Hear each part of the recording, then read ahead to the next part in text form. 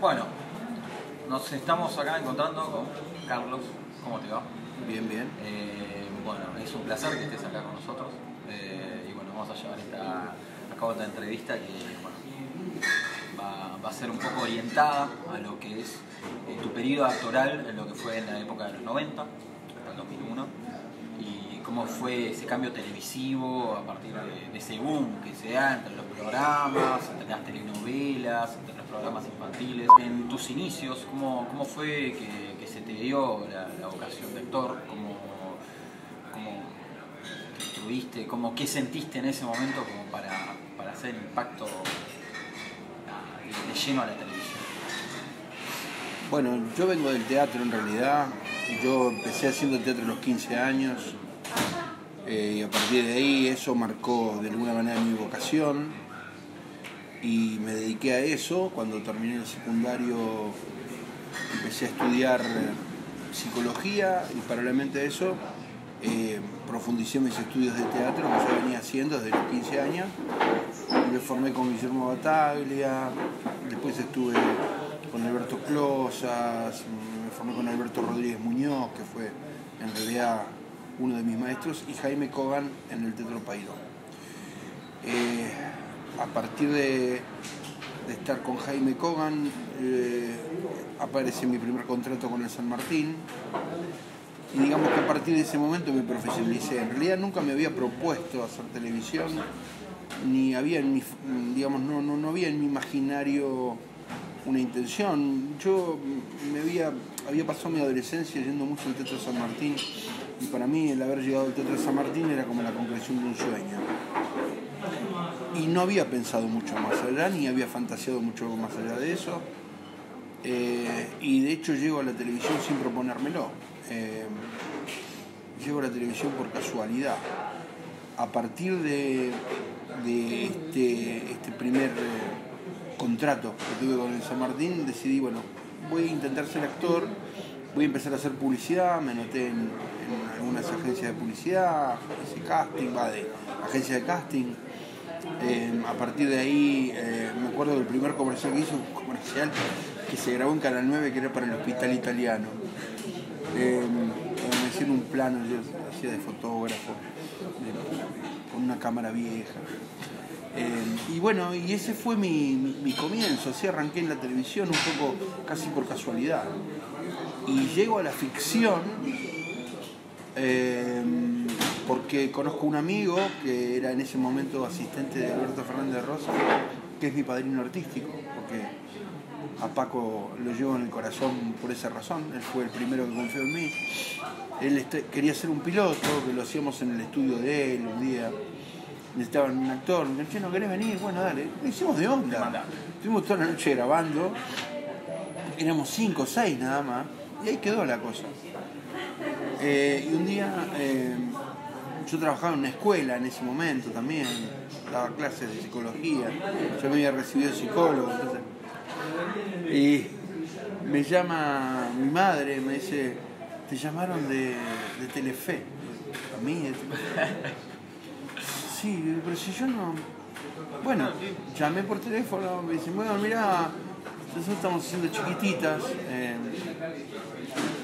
y bueno, hay un papel acá que me parece que lo podés hacer, ¿cuándo podés venir? Y bueno, voy hoy a las 4, ¿te parece? Me fui y me encontré con Juan Carlos Cabral, que era el productor, le digo, disculpame, mirá, me hice un papel chiquitito, me hice de un verdulero, un italiano, qué sé yo. ¿Vos andás bien con eso? Digo, sí, no voy a tener problema, yo con los acentos tengo facilidad. Digo, pero disculpame, pero ¿cómo tuvieron mi número de teléfono? ¿Cómo llegaron a vos? Y me lo dice así, me dice, Paco Fernández de Rosa me habló de vos. Bueno, gracias.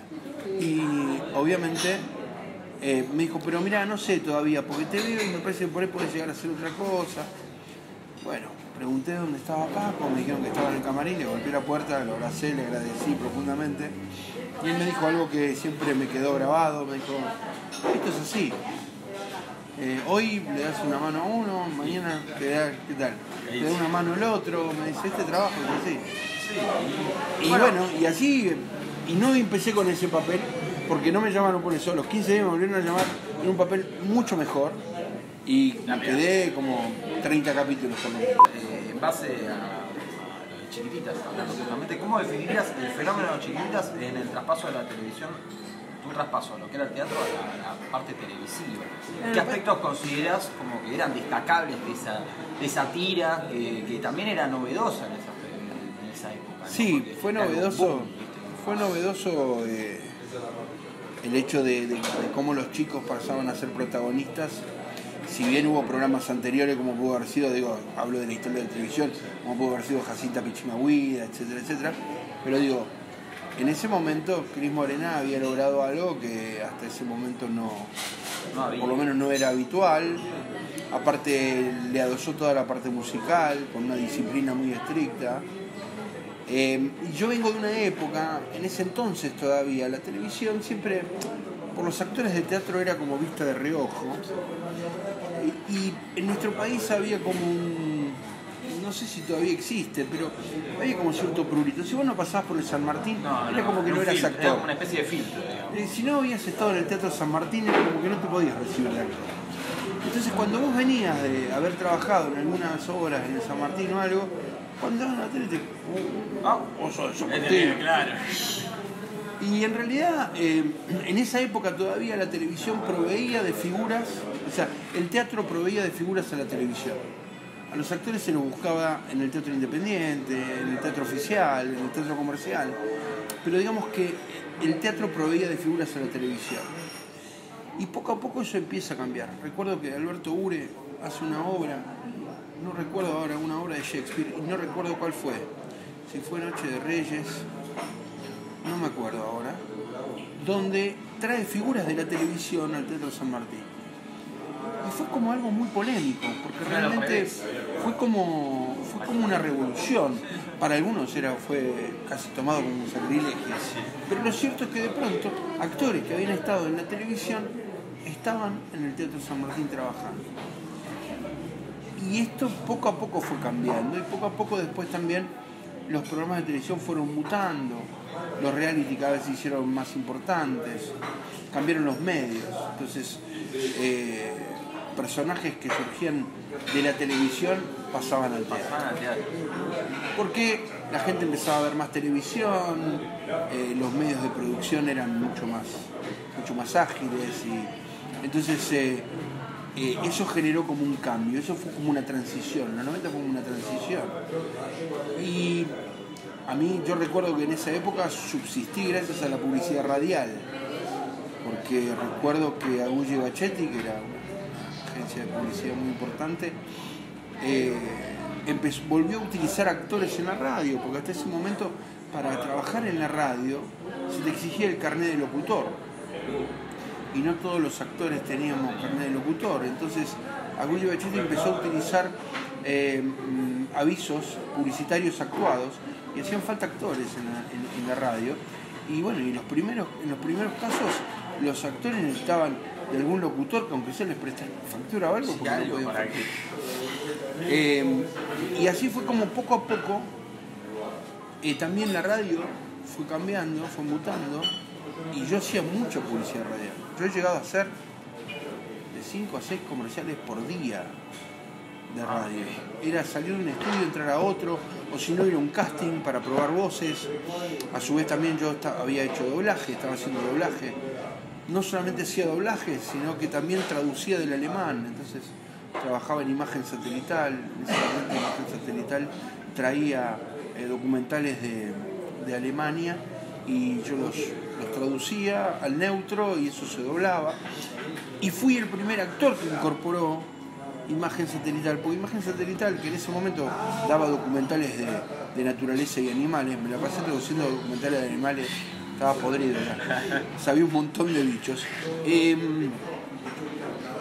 Utilizaba nada más que locutores, pero conmigo hicieron un intento, un experimento para ver de que los testimonios en los documentales, por ejemplo, no sé, el doctor Wilson de la Universidad de Florida nos cuenta. Bueno, tú sabes, ¿no? Entonces yo hacía del Dr. Wilson, esa persona. Y así se fueron incorporando también actores a imagen satelital. Pero fue una época donde yo trabajaba mucho con el doblaje, trabajaba mucho con la publicidad radial, Y en televisión, bueno, tuve la suerte de trabajar mucho en Chiquititas, y la verdad que fue una bendición y me fue muy bien con eso. Después hice varias otras cosas, pero Chiquititas fue como un espaldarazo, ¿no? Fue como y para mí fue una experiencia muy fuerte, porque aparte mi primera escena en ficción la voy a hacer ¿con quién? Con Hilda Bernal. Y fue maravilloso haber trabajado con Hilda Bernal.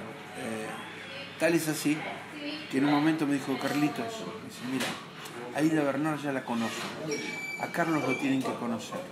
Por eso, en esta escena, correte un poquito para que te agarre esa cámara que está allá, ¿ves? O sea, hasta te aconsejaba, te guiaba. Era como un trato muy cálido. Sí.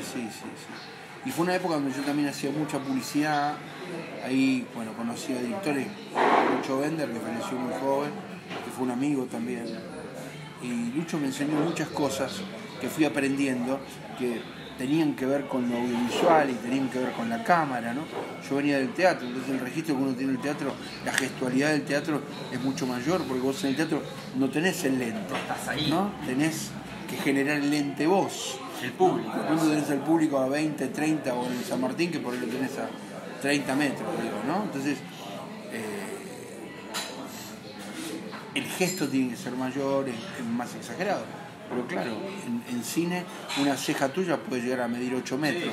Entonces uno tiene que trabajar con mucha precisión y ser muy sutil. Bueno, y todas esas cosas las fui aprendiendo casualmente en esa época. Hacía también muchos cortometrajes, trabajaba mucho haciendo cortos. Era una buena manera de aprender. Era una buena manera también de conocer futuros directores. De hecho, muchos muchachos que estaban estudiando cine en ese momento y que hacían sus cortos, después cuando hicieron su primer largo, me llamaron para estar y formar parte del elenco. Yo te quería consultar, por ejemplo, el efecto Videomatch, Sí. ¿no? Vos, tengo entendido que tuviste Sí, Videomatch en el año sí, 97, sí. más o menos. ¿Cómo fue? Porque eso también fue algo innovador, al igual que Chiquititas, todo. Sí. ¿Cómo fue tu experiencia? ¿Cómo lo sentiste? ¿Cómo fue ese cambio también televisivo de los programas de bloopers, de chistes? ¿Cómo lo sentiste vos y en el aspecto en televisión? ¿Cómo lo notaste? A mí en realidad, a mí me pasa algo. Yo llegué a la televisión por casualidad. Sí. Nunca la denosté a la televisión ni la desprecié, porque creo que el trabajo del actor es integral. Por lo tanto uno tiene que hacer radio, televisión, cine, Lucky, radioteatro. Y en ese momento se dio que tuviera la oportunidad de hacer unas cámaras cómplices en Videomatch. Sí, Y se daba la posibilidad, yo tenía la posibilidad de seguir, porque éramos 2 o 3 que íbamos a entrar al año siguiente ya a formar parte del equipo. A mí nunca era no era algo que me entusiasmara mucho ni que me motivara demasiado. Y en ese momento surgía Radio 10. Estoy hablando de diciembre del año 97. Me reúno con una productora de un programa porque Radio 10 pasaba a manos de Haddad. Se privatizaba, digamos, lo que era Radio Municipal y la onda, digamos, de Radio Municipal, y pasaba a ser Radio 10 y era propiedad de Daniel Haddad. Y ahí el programa de que iba a ir a la mañana era el programa de Borocotó. El programa se llamaba Borocotó y la gente. Entonces me ofrecieron hacer la parte de humor del programa. Y esto surge porque Borocotó, que había hecho unas cámaras cómplices en Videomatch el año anterior, cuando va a buscar a alguien que haga humor en su radio, va a hablar a la producción de Videomatch. La gente de Videomatch dice, mirá, nosotros no podemos habilitarte a los muchachos que ya están contratados porque tienen un contrato exclusivo con nosotros. Pero hay 1 o 2 que están por entrar, si les interesa, preguntales. Me llamaron y entre ser cola de león y cabeza de ratón, preferí ser cabeza de ratón. Voy a hacer un poco de eco en lo que habías mencionado de la privatización, ¿no? En la época de los 90 sabemos que, como vos bien mencionaste recién, que bueno, muchos de los sectores del audiovisual que quizás eran de índole municipal o estatal pasaron en manos del sector privado. vos estando en el medio, ya sea como actor, principalmente como actor de televisión, ¿cómo sentiste el impacto, sobre todo en las producciones del sector privado y político de ese entonces? En ese momento uno no sentía tanto eso. Pensá que veníamos de una televisión estatal del proceso, habíamos vivido el proceso, los canales de televisión estaban desinflados, digamos, había habido poca inversión, salvo, bueno, sí, Canal 7 y el famoso ATC, ¿no? Pero digamos que no, en cuanto a contenido no había mucho. Entonces ese fue un momento medio explosivo. Hubo también una cosita con el 1 a 1, digamos, el Menemato. El 1 a 1 fue como una pequeña primavera, porque en ese momento Menem, al privatizar absolutamente todo, en ese momento había muchísimas empresas estatales, con ese dinero la pudimos patear un rato hasta que se le acabó. Cuando se le acabó, se acabó la joda. Entonces, también en la televisión había trabajo, se trabajaba. Se empezó a notar la cosa cuando se privatizó Canal 9, cuando Romay después ya vendió el canal a una empresa mexicana, y ahí ya Canal 9 empezó como a desviar un poco el tema, el camino, empezó a mermar la ficción y empezó a manejar el enlatado, ¿no? Pero todavía no se sentía tanto. Los actores, por suerte, trabajábamos mucho, había trabajo. Si bien en lo personal yo, digamos, pegué el salto, digamos, tuve la suerte de pegar el salto recién año 2004, 2005, con Resistiré. Pero en ese momento todavía la cosa más o menos funcionaba, hasta obviamente el estallido del 2001, ¿no? Tengo entendido también que en el 2001 vos estuviste en 099 Central, sí. Loco, también, que eran todas producciones de Polka en esa época. Sí. En 099 Central me pasó algo maravilloso. Fui el único villano que terminó en Cana y se escapó, y nunca más lo volvieron a agarrar. Pero eso tiene una explicación. El personaje mío fue escrito por un grupo de autores. Bueno, también entré por 5 o 6 personajes y me quedé como no sé cuántos capítulos, por 5 o 6 capítulos, y me quedé por no sé cuántos capítulos. Me fue muy bien con ese personaje. El personaje se llamaba El Chancho y armaba peleas clandestinas. Hablaba todo así, un personaje. Y entonces el tema era, me dijeron, mirá, vamos a hacer una cosa, lo vamos a meter preso, pero queremos que se escape. Bueno, en el interín, cuando terminó de grabar, había hecho como casi 30 capítulos también, no me acuerdo. Había hecho unos cuantos. Me dicen, mirá, ahora te vamos a guardar por unas semanas, un mes, y después te vamos a volver a llamar. Los grillitos cantaban, no me llamaba nadie. Como a los 2 meses, 3 meses me llaman de vuelta, hice 3 capítulos. De los 3 capítulos, si dije 3 palabras es mucho. Y el plano más cercano que tuve fue un plano americano. Era, chao, se ve que alguno dijo, pero este personaje, bueno, dale, pongámoslo. Y nunca entendí tampoco por qué querían que me quedara parado donde me quedaba parado. Era muy... Entonces, claro, cuando hice Resistiré, también me dijeron, mira, tenemos una buena noticia y una mala. La mala es que, bueno, en ese momento Sandra Bellete no seguía más, y si la buena es que vos seguís. Desapareces unos capítulos y volvés. Y yo dije, otra vez lo mismo. Pero no, por suerte me volvieron a llamar y anduvo todo bien. Pero digo, no fue fácil, no fue una época fácil. Había que pilotear. ¿Cómo crees que después de esos cambios que se dan en la televisión, en el 96, y las cosas, incluso hasta Resistiré, ¿no? Vamos a abarcar un poquito más, ¿cómo crees que cambió la imagen del espectador hacia la televisión? ¿No? Porque la gente se engancha más con las tiras, todo. ¿Cómo lo viste eso? Bueno, en ese momento era Boca River. Vos tenías Polka y Telefe. Telefe, era así. Y entonces Polka sacaba 3 tiras al año fuertes, digamos, o 2 fuertes. Telefe también. Y competían y todo el mundo estaba pegado a la pantalla y era uno y otro. Y fue así porque realmente fue así. Y fue un auge muy fuerte y las mediciones eran altas, ¿eh? Estamos hablando de 35, 40, 45 puntos. Bueno, tienen que ser 50 en algún momento. Estamos hablando de un puntaje de rating muy alto. Millones de personas. Porque en ese momento, a pesar del cable, la gente todavía elegía el aire. Y Doña Rosa miraba la novela. Con el boom de la internet, con las plataformas y todo esto, la cosa se fue modificando. La gente primero se empezó a ir al cable con las series norteamericanas. Las series norteamericanas hicieron estragos, digamos, digo yo, en la producción nacional, porque realmente corren con el caballo del comisario, son los dueños del mercado y lo manejan como quieren. Y creo que estas series que empezaron en su momento, no sé, qué sé yo, esta de los extraterrestres,